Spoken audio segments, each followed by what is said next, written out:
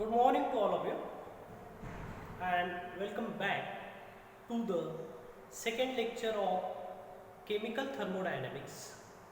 In previous lecture I was told you that what is the definition of system, what is the definition of surrounding, what is the definition of path function and the or phase boundary, path function and phase boundary and type of system. So in today's lecture we deal the next part of the chemical thermodynamics. In that we have discussing the first title. The name of title is that state function.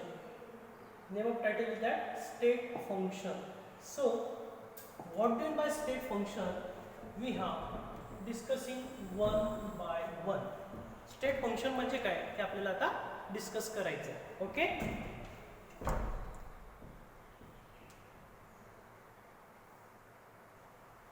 तर आता state function म्हणजे काय ते समजून घ्या. For discussing the state function we have considered the gas. Okay, this gas is filled with, or we have considered the cylinder. In that cylinder we have considered the gas molecule. The movable piston is placed on the surface of the gas molecule.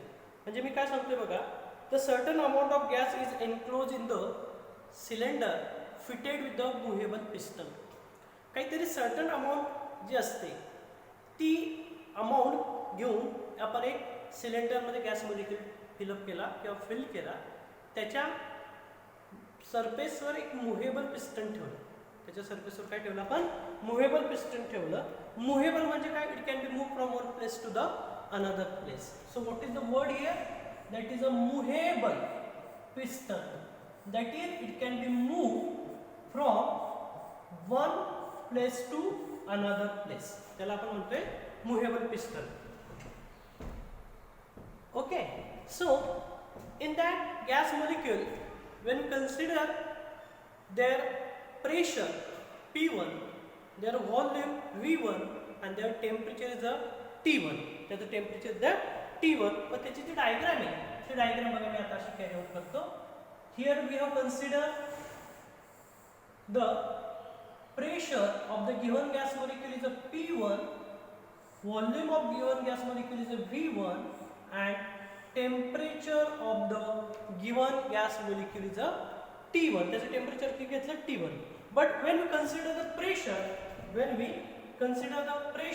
इथे draw करतो बघा. When we consider the pressure of the given gas molecule, at a time it is a 1 bar. How many? It is a 1 bar. When we consider the volume and temperature,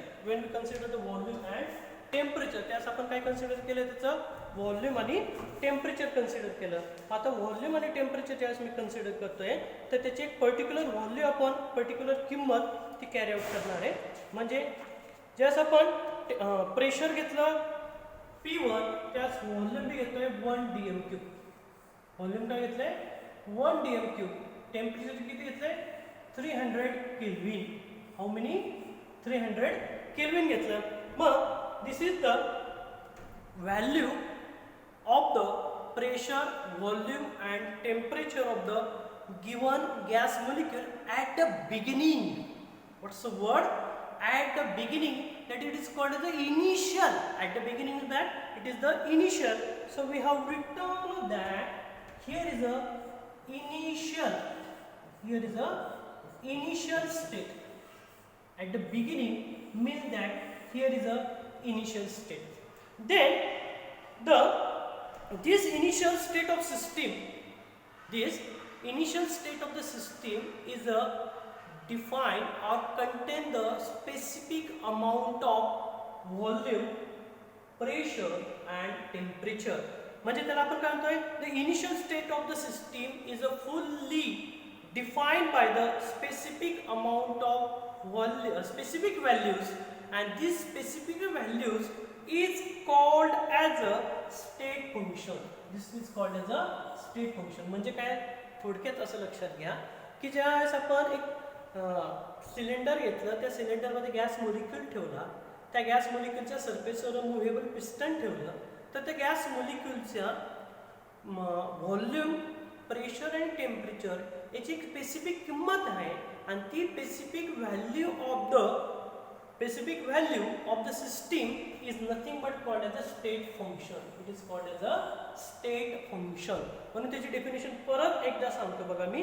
the initial state of the system is initial state of the system is fully defined by the specific amount or specific values of these properties is called as a state function of the system. After some time, suppose we have considered the next is that okay, at a time the pressure is a P2, volume is a V2, temperature is a T2. okay, काय होतं त्याच्यानंतर आपण काय होतं, suppose the pressure of the system is increase. आता बघा इथे pressure किती आहे, P1. The pressure of system is get change bye P2. what is the how much amount, that is a 2 bar. how much amount, that is a 2 bar. that is the pressure of the system goes on increasing. Here is a 1 bar, here is a 2 bar. Similarly, the volume of the system is get changed. Here is a volume is a 1 dm cube, and this volume is get changed by the little bit amount, that is a 0.5. So here is a 1.5 dm cube. त्याचा volume किती आलं रे बाळांनो, 1.5 dm cube. But the temperature of the system is remains constant. Temperature of the system remains constant, that is a 300 Kelvin. What we say is that this is the initial state, and this is the final state. Okay, in that we have also consider here the number of moles, that is the n. Here is also the n. म्हणजे काय झालं, this is the initial state and this is the final state. म्हणजे at the beginning the system had the specific amount of value or specific values, that is the pressure is a P1, volume is a V1, temperature is a T1. After some time the system is get changed, the value is get changed, that is the pressure P1 is a 1 bar, but here pressure is a 2 bar, volume V1 is a 1 dm cube, and volume is a 1.5 dm cube. Then the temperature is a 300, here is the temperature is a 300. okay, so this is the final state of the system. But the value of the system or the properties or the gas molecule having values is a different than that of the initial state.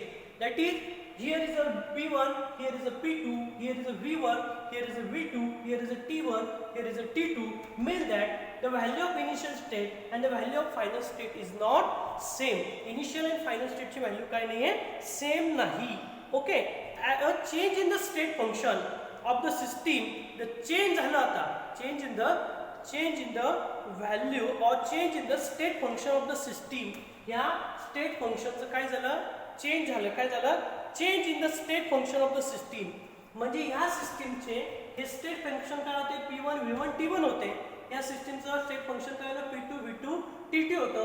That is the change in the value of the state function of the system being the change in the state. At a time just त्याचं state function change होतं, त्यावेळेस त्या सिस्टीमची state बदलते. meaning itself indicate that here the initial state of the system and here is the final state of the system. त्याला काय म्हटलं, initial state of the system and final state of the system. Okay, मग आता आपल्याला पुढचं त्याचं consideration बघायचं आहे. when we consider the final state of the system, yes, आपण final state of system consider केली. at a time the pressure of the system is a 2 bar and the volume is that increased by 0.5 dm cube. Here is increased by 0.5 dm cube, is a 0.5 dm cube घेतला, and temperature is a 300 Kelvin. As the system is continuous, system काय झाली, continuous, as the system is a continuous in such a way that as a such a way that the state function is unchanged. ही जी system आहे ही continuously चालली, कुठपर्यंत चालली, जोपर्यंत त्या सिस्टीमचं जे स्टेट फंक्शन आहे ते काय झाले, अनचेंज झाले, म्हणजे ते बदलले नाही. However the pressure 2 bar is attained, pressure 2 bar, आता या सिस्टीमचा प्रेशर किती आहे, 2 bar. However pressure is 2 bar attained by increasing the pressure from 1 bar to the 2 bar or decreasing from the 5 bar to 2 bar. आता याच्यामध्ये लक्षात घ्या की त्या सिस्टीमचं प्रेशर, त्या सिस्टीमचं एक लक्षात घ्या, प्रेशर 2 बार इज अटेंड, म्हणजे पहिल्या सिस्टीमचा प्रेशर 1 बार होता, दुसऱ्या सिस्टीमचा प्रेशर किती झाला, 2 bar. However to attain the pressure 2 bar or decreasing from 5 bar to 2 bar, किंवा प्रेशर हे 5 बार कडून 2 बार कडे जरी आलं, it is independent to the matter. कशा होते, it is independent to the matter.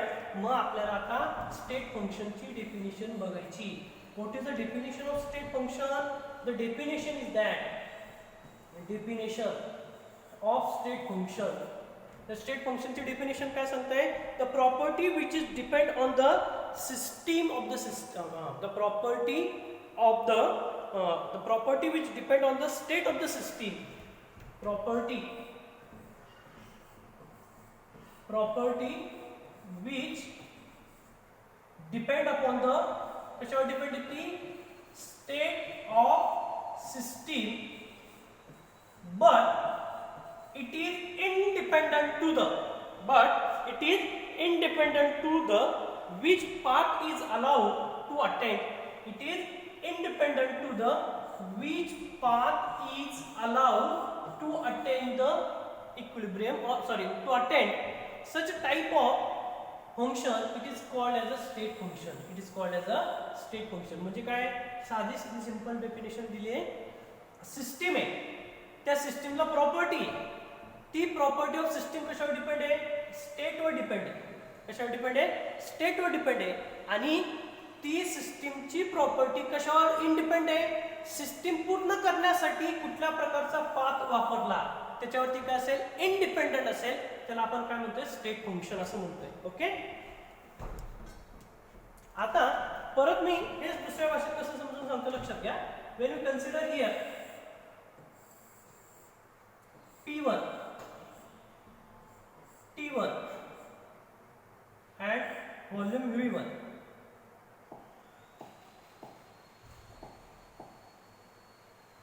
here is that pressure P2, temperature T2, volume V2. This is final, this is initial. ह्या दिलेल्या सिस्टीमचा प्रेशर P1 चं रूपांतर P2 होण्यासाठी तुम्ही ह्या वेळी गेलात काय, ह्या वेळी गेलात काय आणि ह्या वेळी गेलात काय, it is a independent, it is none of matter. म्हणजे ह्या सिस्टीमचं प्रेशर P1 चं रूपांतर P2 होण्यासाठी तुम्ही कुठल्या प्रकारचा पाथ यूज केला, it is a none of matter. म्हणजे साधं सिंपल असं लक्षात घ्या, P1 is converted to the P2.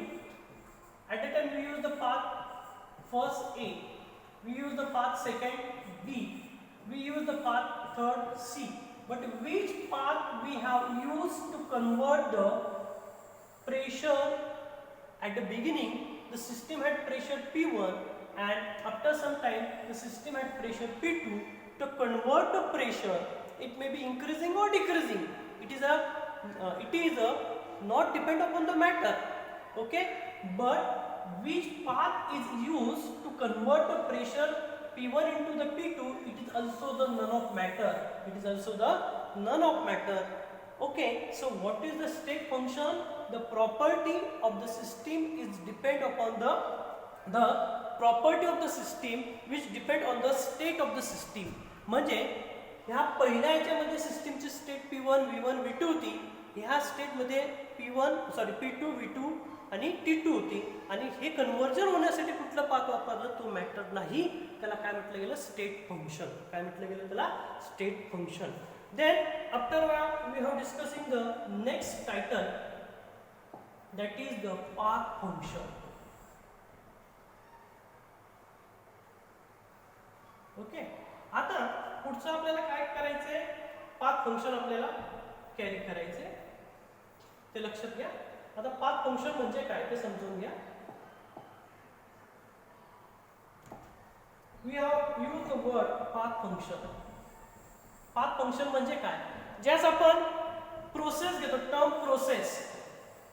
त्या term process mean that either in the physical और either in the chemical. Physical आणि केमिकल हे दोन प्रोसेस आपण घेतो. फिजिकल प्रोसेस आणि chemical process. In term process the physical और chemical change in the system मध्ये चेंज होते. Change in the system either in the physical process or in chemical process it is from one state to the another state. म्हणजे system ही एका state मधून दुसऱ्या state मध्ये जाते.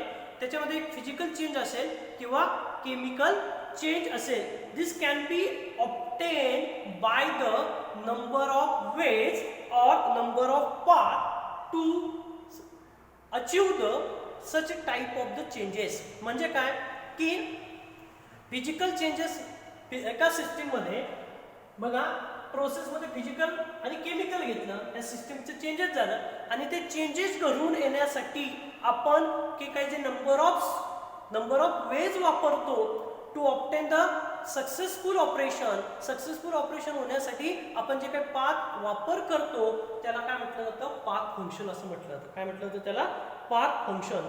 Here path is refer, हा पाथ म्हणजे वे, मार्ग. मार्ग म्हणजे काय, number of ways. Number of ways to convert the physical to chemical or chemical to physical. म्हणजे पाथ म्हणजे काय, किती पद्धतीने आपण त्या सिस्टीमचं एका स्टेट मधून दुसऱ्या स्टेट मध्ये कन्व्हर्जन करण्यासाठी कुठल्या पद्धतीचे मार्ग वापरतो त्याला आपण काय म्हटलं तर पाथ फंक्शन असं म्हटलं जातं. दुसऱ्या भाषेत सांगायचं तर लक्षात घ्या, isothermal and adiabatical reversible process. दोन पद्धतीच्या प्रोसेस आहेत. Isothermal and adiabatical reversible process is follow the unique path. Isothermal and adiabatical process हा युनिक पाथ आहे to convert the change of the state of system. म्हणजे system मध्ये जर बदल घडवून आणायचा असेल तर आयसोथर्मल आणि काय म्हणतो मी तुम्हाला, ॲडियाबॅटिक प्रोसेस, हे दोन पद्धतीच्या प्रोसेस ह्या आपण युनिक वेनी वापर करू शकतो सिस्टीम मध्ये बदल करून आणण्यासाठी. Okay, this is the state function. Then proceed the next, that is the thermodynamical equilibrium. The shifting or transition from one equilibrium state to the another, it is called as a process. आता process म्हणजे काय तुम्हाला मी ते सांगितलं. आता त्याच्यामध्ये लक्षात घ्या की थर्मोडायनॅमिक इक्विलिब्रियम जेव्हा शिफ्ट होते, त्या थर्मोडायनॅमिक इक्विलिब्रियम जे होते त्यात शिफ्टिंग और transition from one equilibrium state to another equilibrium state. म्हणजे solid is converted to liquid और liquid is converted to the gases. म्हणजे काय थोडक्यात असं लक्षात घ्या तुम्ही, ज्यावेळेस मी हे कॅरी आउट केलं, ही डायग्राम तुमच्या समोर कॅरी आउट केली होती, त्यावेळेस लक्षात घ्या P1 V1 T1, here what we have written that is a P2, here is a V2 and here is a T2.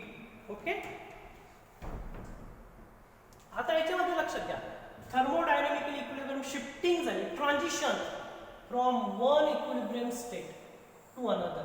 आता बघा याच्यामध्ये ई स्टेट होती, इनिशियल होती, त्याचं प्रेशर P1 होतं, व्हॉल्यूम V1 होतं, टेम्परेचर T1 होतं, म्हणजे याला म्हटलं गेलं इनिशियल स्टेट. आणि ज्यावेळेस त्याच्यामध्ये शिफ्टिंग झालं, सिस्टीमचं शिफ्टिंग झालं, त्यावेळेस pressure is get converted to the P2, volume is get converted into the V2, temperature is get converted into the T2. At the time it is a final state. It is a final state. ज्यास आपण thermodynamic equilibrium म्हणतो, थर्मोडायनॅमिकल equilibrium, त्यावेळेस आपण ते तसंच केलेलं होतं की एक सिलेंडर घेतला, तो सिलेंडर मध्ये आपण गॅस इन्क्लोज केला, त्याच्यावर आपण मुव्हेबल पिस्टन ठेवलं, त्या मुव्हेबल पिस्टनचं pressure P1, volume T1 and pressure is a P2, volume is a V2 and temperature is a T2. That initial state to get final state. Okay. मग ज्यावेळेस आपण हे लक्षात घ्या की आता आपण system is set to be thermodynamical equilibrium म्हणजे काय, ते समजून घेतोय. आता ज्यावेळेस system is said to be an thermodynamical equilibrium at a time when it state function is not vary with time. ज्यावेळेस सिस्टीम जी असते सिस्टीम ती थर्मोडायनॅमिक इक्विलिब्रियम शो करत असेल त्यावेळेस त्याचे जे काही स्टेट फंक्शन असतात ते स्टेट फंक्शन व्हॅरी व्हायला नको पाहिजे, म्हणजे बदलायला नको पाहिजे विथ टाइम. ओके, तर thermodynamical equilibrium consideration we have limited equilibrium state. म्हणजे ज्यावेळेस थर्मोडायनॅमिकल आपण कन्सिडरेशन करतो त्यावेळेस त्याच्यामध्ये इक्विलिब्रियमचं लिमिटेशन येतं. इक्विलिब्रियमचं काय येतं? लिमिटेशन येतं. आता आपल्याला प्रोसेस म्हणजे काय ते समजून घ्यायचं आहे. आपण इथे प्रोसेस पर्यंत घेणार आहोत. पुढच्या तासाला आयसोथर्मल, त्याच्यानंतर आयसोबारिक, आयसोकोरिक, ॲडियाबॅटिक ह्या प्रोसेस आपण कॅरी आउट करणार आहोत. लक्षात घ्या. आता याच्यामध्ये प्रोसेस म्हणजे काय? The shifting or transition from one equilibrium state to another. एका इक्विलिब्रियम स्टेटमधून दुसऱ्या इक्विलिब्रियम स्टेटमध्ये जेव्हा शिफ्ट होते सिस्टीम, तर ती सिस्टीम ज्या एका इक्विलिब्रियममधून दुसऱ्या इक्विलिब्रियममध्ये कन्वर्ट होते जाते त्याला आपण काय म्हणतोय? प्रोसेस असं म्हणतो. काय म्हणतो त्याला? प्रोसेस असं म्हणतो. आता ह्या प्रोसेसमध्ये पहिली जी डेफिनेशन त्यांनी दिली आपल्याला आयसोथर्मल. काय म्हटलं त्यांनी? आयसोथर्मल. आयसोथर्मल. मग आता आयसोथर्मल प्रोसेस म्हणजे काय? साधा सिंपल लक्षात घ्या. आयसो म्हणजे सेम आणि थर्मल म्हणजे काय? टेम्परेचर. आता त्याची डेफिनेशन काय आहे? The process in which temperature of the system is remain constant is called as isothermal process. ज्या प्रोसेसमध्ये सिस्टीमचं टेम्परेचर हे रिमेन्स कॉन्स्टंट असेल त्याला काय म्हटलं जातं? आयसोथर्मल प्रोसेस असं म्हटलं जातं. In isothermal process the change in internal energy of system is remains constant. हे लक्षात घ्या. The change in internal energy is remains constant and change in the temperature is remains constant, that is the delta T is equal to 0 and delta U is equal to 0. This U is equal to the internal energy and delta T is the change in temperature of the system is remains 0 and change in the internal energy of system is remains 0. It is called as the isothermal process. What about this? Second is called as the isobaric. Iso, again here second system is that isobaric process. आता आयसोबारिक process मध्ये काय? आयसो म्हणजे परत काय आला? Same. आणि दिस बार म्हणजे काय आलं? प्रेशर. काय आलं? प्रेशर. आता त्याच्यामध्ये लक्षात घ्या. The process in which the pressure of the given system is remains constant it is called as a isobaric process.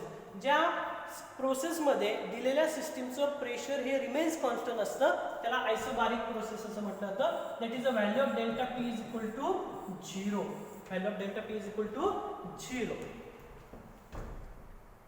Then what about this? Then we have discussing that isocoric process. आता आयसो म्हणजे काय? परत same आणि ते कोरिक म्हणजे काही volume म्हणजे काय? The isochoric process is a process in which the volume of the given system is remains constant. It is called as a isocoric process. It is called as isocoric process. In that isocoric process, the value of delta V is equal to 0. म्हणून इथे मी असं लिहितोय isothermal process delta T is equal to 0, delta V is equal to 0. Then we are discussing the next is that in isobaric process the delta P is equal to 0. In isocoric process delta V is equal to 0. In this way, in today video lecture number 2, we have discussing this title, that is state function, then arc function, thermodynamic equilibrium process, and the process मध्ये आपण किती process discuss केले? 3. This remaining we have discussing the next lecture. Okay, thank you.